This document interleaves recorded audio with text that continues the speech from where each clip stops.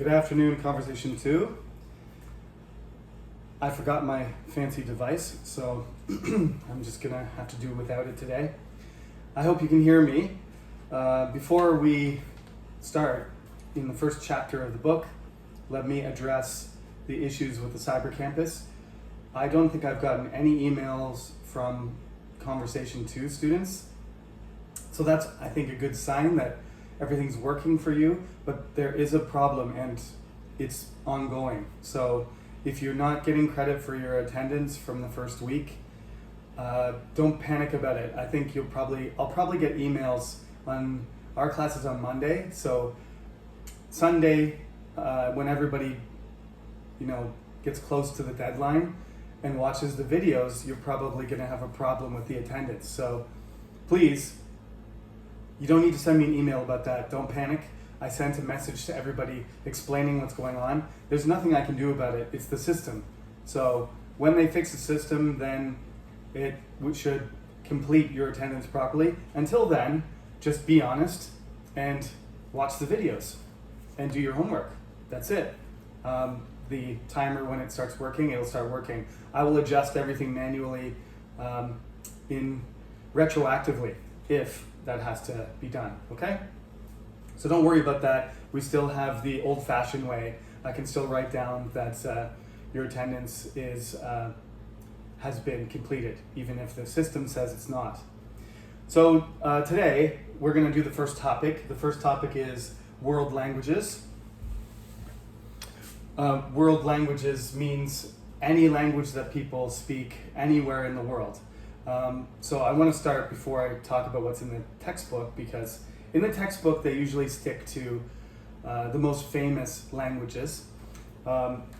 There are thousands of languages in the world, and because of our global communication system and because of the size of nations and countries and organizations now, of people, of society, we used to have languages in very small areas with thousands of speakers, and only they could understand each other. But now, because of exposure to millions and millions of people in television and mass communication, many of these languages are disappearing. About a language every week or two is disappearing. So these languages are dying. Sometimes I hear people say things like, we have to protect Korean. We need to promote Korean language. That's why we have this holiday called Hangul Day coming up. And that's to celebrate, the beauty of the Korean language, all right? And I just want to say that there's no danger anymore of Korean. The top 100 languages in the world are either growing or static, The population is going up, so, if you're speaking a language where there's millions of people, and Korean has tens of millions of people speaking it, it's not in any danger of disappearing. There's enough, money, people, support, history behind Korean for it to last forever. So we don't need to worry about that. I'm here speaking English because English is the most popular language in the world to speak. If you're not counting native speakers, the most popular language in the world by native speakers is the type of Chinese we call Mandarin in English. But Chinese is the #1 language of native speakers, and then English is second, and Spanish after that. If you talk about just how many people speak a language, English is by far the most popular language because we have hundreds of millions of people speaking it in the United States and India, Australia, Canada, South Africa, in Korea. People in China speak English too as a second language. So it's a very dominant second language. That's why we're speaking English as a second language. It's my first language, but for all of you that I'm aware of in this class, it's your second language. So what do we have to say about language? Understanding languages, it's a very interesting thing. I think you can tell sort of where a language comes from and how it's connected to culture just by the sound of it, just by the construction of the word. I'm not a linguistics professor. We have a linguistics department, and they're the experts at that. But I love to look up what we call etymology. I like to know the history of words and where the origin is. Where does this word come from and what type of word is it? English is a very interesting language that way because English is a Germanic language. So you've got these words, the basic vocabulary of English is Germanic. It's Anglo-Saxons. The Angles and the Saxons brought their language over to England, and they spoke it, and that became the dominant language. But then we got an infusion of other Germanic languages, including Danish. And I talk about this in my British and American culture class, so you can see how these things are all important, how culture and language and history and writing and reading and speaking all kind of intertwine. And this will help you remember. One of the things about taking a university English class or French class or Chinese class or Korean class, whatever it is, you don't want to forget what you learn, right? So you gotta think of different ways to not forget what you're studying, because the last thing you want is to finish 4 years of university and your English still be poor or not have improved. If you already have pretty good English, you want to make an improvement and you want to remember as much as possible. So this is a helpful thing to remember. And when you're coming across new words in English and you're trying to speak them, you're trying to say them rather, when you're trying to speak, it's also helpful to know, well, this is where the word comes from, and this is how it used to be said. So that's why the spelling is so weird, and that's why I need to say it this way. Okay? So you got the basic, you get the basic structure and vocabulary. The top 100 words we use in English are both basically Germanic in origin, from Anglo-Saxon and Danish, from the Vikings. These are Germanic. Danish is Germanic too. It's a Nordic language, but it's a part of the Germanic language group. But then we had the Norman invasion, and these people came in, and the upper class people spoke French, right? So you throw kind of French in there, and that's why a lot of our words, the formal words that you hear in English, they have different spelling and they have a different sound to them, because those were formal words. I don't want to repeat myself too much from my other class, but basically I've read some historians and linguists say this is not completely true, and I'm not insulting my ancestors, because my ancestors are these guys, not so much these guys, but my ancestors were lower class, but English, what we call Old English, is the language of the farm, the farmyard, and French is the language of the table. So rich people who are eating food, right, they say, what do they call the meat? They call it pork, right? And they call it beef, right? And poultry. We don't say that very often. We say chicken usually. But poultry is the higher class, the formal word for chicken meat, right? So if you're talking about pig meat, you say pork. If you're talking about cow meat, you say beef. And if you're talking about chicken meat, you say poultry. And if you're talking about sheep, you say mutton. The animal name is English, and the meat name, the name for the meat that you eat at the table, is French. Isn't that cool? I think it's cool. Anyway, I didn't know this until I went to university, and I was like, oh, that makes sense. That's why these words are so weird. So here, I'll just show you an example. In French, the word is bœuf, right? Beef. Right? Cow. Now you can see clearly that word is French. Bœuf and beef are almost the same word. Cow, completely different. Okay?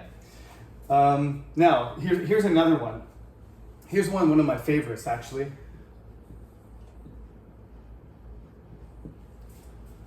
Werewolf. You probably know this one. It's like a half man, half wolf, right? When the moon is full, then it transforms into a wolf and starts attacking people. and then you kill it with a silver bullet. But that's more recent sort of Gothic, novels and stories. But this word is derived from an old word in Old English, which is were, and were means man, and wolf is still the same word, wolf. So were, wolf, is half man, half wolf, right? Now, we don't pronounce it that way. We don't pronounce it the same way as we do this, the past tense of to be, because this is spelled the same, but a completely different root. This is from Latin. It's from Latin, right? To be, was, were, I am. These are all based in Latin. So they're completely different languages because we also have this influence. French is a Romance language. It came from Latin. Latin is a dead language, but it has a huge influence on French and on Germanic languages like English. Sorry, I shouldn't put the arrow there. I should put the arrow over here because it doesn't influence German nearly as much. German has its own, separation with vocabulary, but because of the church, because of the Roman Catholic Church, Latin did spread all over the place, including into German languages, but English in particular gets this infusion of the dead language. Now it's dead, but it wasn't before. It gets Latin, French, Danish, and Germanic. And that's why I have to apologize that you're going to find for the rest of your life that English spelling is very inconsistent, because some of the sounds, were is never going to be were again. It's transformed into werewolf. So the way that we said things 1,000 years ago, sometimes you can see those kind of, the letters are left over, right? One more thing, I guess, one more example. Let's just take a word, another word, a fancy word. Everybody knows it in Korea, the word chef, right? The word chef. We spell it the same way. That sound in English is ch. That sound in French is sh. So it's chef. We just borrowed the word, we just used the word, and that means, if you're gonna say you're just an amateur, you just like to cook, you call yourself a cook, but if you go to professional class or you're really good at it, some people practice for years and years and they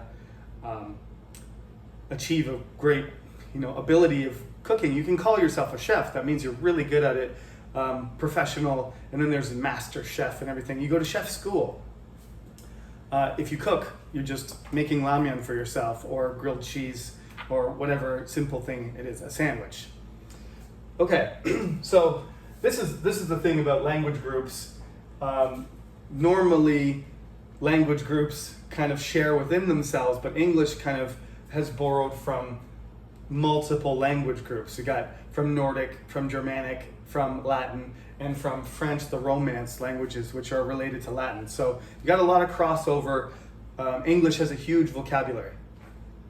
Now, they're going to show you in this textbook lots of examples of, different features, right? If we get down to, I'm skipping here one point, but in the book they talk about the features of different languages. Some languages have advantages in some features, and some have disadvantages.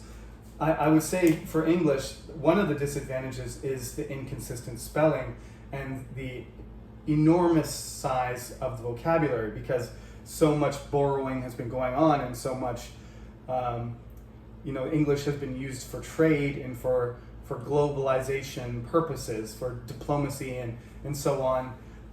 It's absorbed so many terms from different countries that is both its advantage and its disadvantage. If you are trying to learn it, there's a lot of words. I think anybody who has taken a TOEIC test or a TOEFL test, you know what I mean.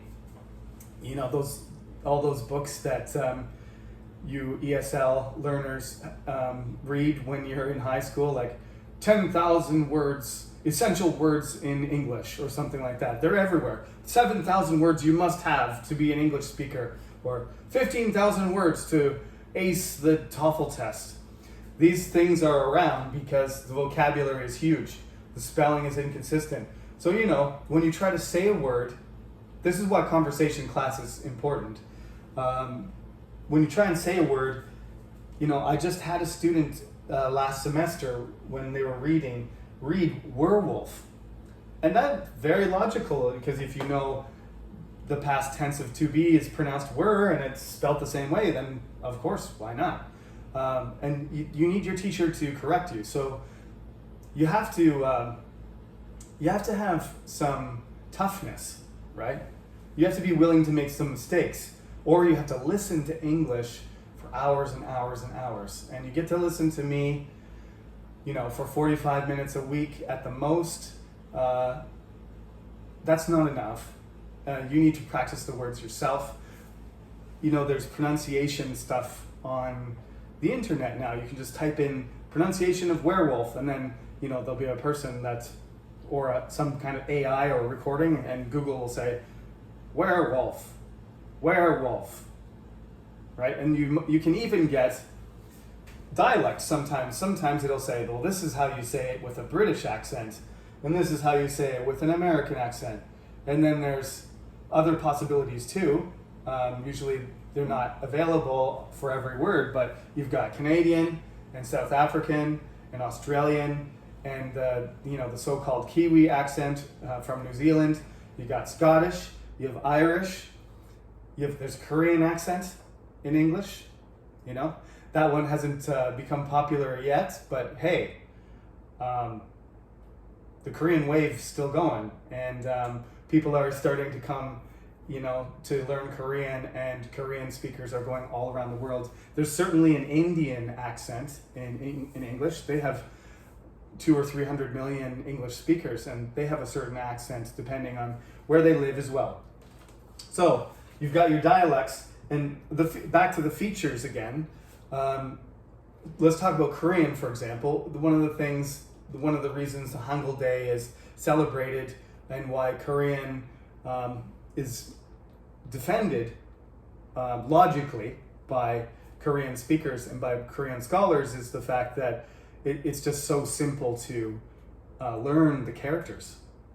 You can learn how to read Korean in one day. I did. That doesn't mean that I understand what I'm reading, of course, right? So if I just look at somebody's name and it says Im Hae-young or Kim Suji or something like that, I know that's a name. Easy, but I can read it. Not a problem there. That's really easy to do. That's not the case with some other writing systems. Chinese characters are notoriously difficult because there's so many of them, and they're simplified Chinese, right? And Korean has Hanja before, and one of the advantages of Hangul, according to the historians, is that Sejong wanted it to be understood by more people, so he simplified it to the point where it was so easy and logical that you didn't even really need to be literate. You could recognize the characters within days, right? Within hours. That's a great achievement. So that's a distinctive thing about Korean language that is cool. And it's deceptive because you're like, oh, I learned how to read. Korean's going to be so easy. It's not. Korean's not easy to speak. It's not easy to pronounce. The reading and writing is the best part. Chinese characters are really difficult and they're really complicated, but they're beautiful. It's like artwork, right? I think that's one of the reasons Koreans still hang on to Hanja. Hanja is Korean Chinese characters, and people still practice them and read because they're cool. They look cool. It's like a little mini piece of art, which means something, and it's kind of like, it has its own style and everything. But if we look at the really old languages in the Middle East, like Babylonian, Sumerian, and Egyptian, they had characters too, and those hieroglyphs in Egypt, they are beautiful. We want to preserve them and we want to understand them because that's human nature. When you're doing your homework, though, typing in hieroglyphs would be an absolute nightmare. So every language has its certain aspects. People will say that French, Italian, and Spanish have kind of very smooth sound to them. Italian has so many rhyming words, you know, like everything ends in a vowel, right? So it's endless. Napoli, Sicily, spaghetti, linguine. You can just rhyme anything. The Italian poets were the original Renaissance poets, and I think there's lots of reasons why Italian was the language. I'm not saying the only reason was the language itself, but it also lends itself to poetry. Italian is a beautiful language in terms of its rhythm and its sound. If you ever read Dante's Inferno, I have, and you get the English translation on the right and the Italian on the left, and you can just look. Everything rhymes all the way down the page. Petrarch, Boccaccio, Dante, they're rhyming machines. But it's easier for them. They're geniuses, but it's easier for them. Shakespeare and English poets couldn't do the same with the same effortless, meter and rhyme. It was much more difficult to do it in English, so they had to come up with kind of variations of how they wrote poetry. So Italian is the language of poetry, at least in European languages, and France is the language of love. Spanish has a beautiful sound to it too. I think Spanish kind of fits with it's a great music to sing. It's great music for celebration. All of these things are just circumstantial. I mean, it's part of a culture too, but culture and language interact with each other. So you can see sort of, that's why people say, okay, yeah, you lived in a country like me in Korea. I'm very Korean in a lot of ways, but if I could speak Korean fluently, I would be culturally Korean on a different level, because I would have access to these things. And I can see, with all the Kakao Talk messages and the way that people communicate in Hangul, that I'm missing out on something. I want to learn still. I'm old, but I still want to learn, because there's something about that language, something about Korean culture that I'm missing, because I can't understand how they communicate in that way with those characters, right? I'm missing it. So I would like you to read the chapter. I'm not going to check whether you do the exercises, but I certainly want you just to take note of things like the adverbs, for example, and the tenses. When you do your homework, one of the things I want you to keep in mind is when you answer a question, when we're talking, whether it's an interview or it's a discussion or it's a regular conversation, try and keep within the basic tenses. Don't make it complicated, and just speak in the proper tense as much as possible. So don't vary your tenses as you might in your own language. Just keep it consistent. That's what you do when you write, and you don't do that as much when you speak. You can just automatically access your grammar. But if you're speaking in a second language, then you have to think about the structure of the sentence. I don't have to do that.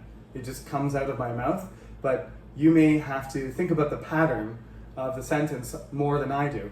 And that can make you nervous or hesitate or uncomfortable or unable to express yourself. So if you just go, okay, we're talking about something now, something that's happening, you're going to have two options: the present tense or the present continuous. And if you're in the motion of doing something, like I'm studying, I'm teaching, I'm playing, I'm walking. If it's happening right now, you're in the middle of it, the action, then you use ing, right? You conjugate the verb with ing, and then you form the present continuous. If you're talking about something that you do daily, or something that just is, right? The computer is on the desk. It's not being on the desk. It's there. It was there 5 minutes ago. It's still there. It's in a state. So then you would just say the computer is on the desk. It's, right? The building is outside. You don't say the building is being outside. because that would be weird. You'd be talking some kind of philosophical situation, right? I walk to school every day. I am walking to school now. All right? So keep those in mind. That's probably something you know already, but if you just stick to the tenses that you know, especially when you're talking about something like a language, right? You're talking about speaking, listening, studying, teaching, or you're talking about the qualities of the language, the features of the language, then you're going to use the present simple, probably. So this is what I want you to do for your homework this week. I want you to write about a language somewhere. It doesn't matter. There's two criteria, though. It can't be English. You have to write in English, though. You have to write about the language in English, but the language you choose cannot be English. Okay? Secondly, it can't be your own language. So, for those of you who are Korean and are speaking English right now, taking this class, no Korean, no English. All right? If you are French and you're taking this class, no French or English, but Korean's okay. If you're Chinese or you're Vietnamese, no Vietnamese and no English. Okay? So it's not your native language, not English. That's the criteria. I would like you to write half a page, and this is what I'm going to ask you.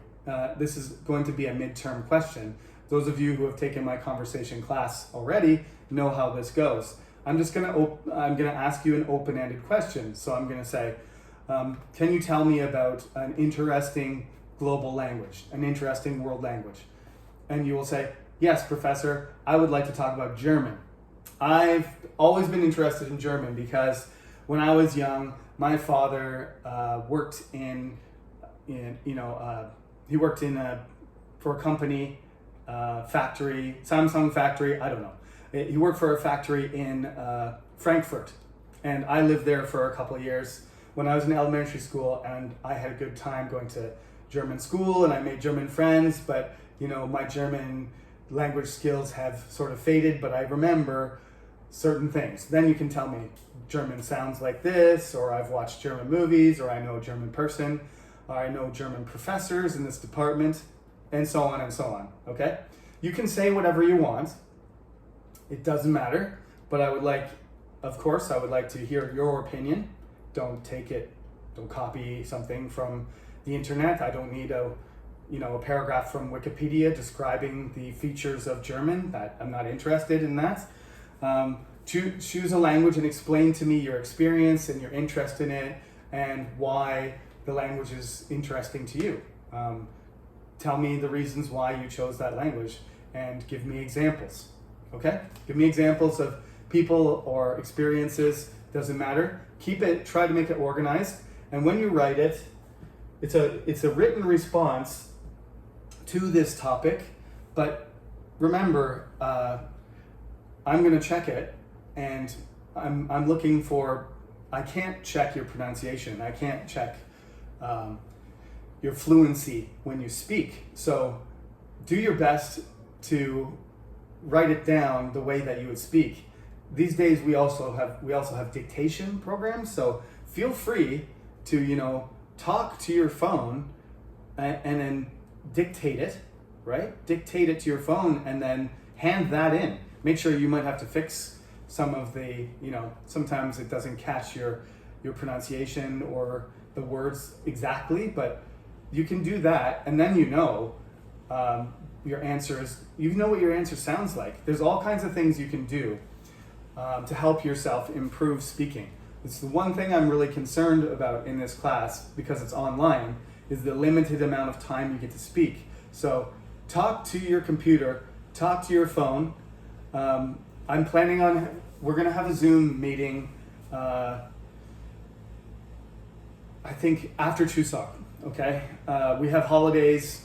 We have 3 Monday holidays, but as I said, I'm going to keep the lectures going, okay? So the recorded lectures are going to keep going. So the first Monday in October that we don't have a holiday, that day I'm going to schedule a Zoom meeting. That's going to be about a month from now, I think, or 5 weeks even, because we've got 3 Monday holidays in a row. But just remember, I'm not going to stop recording.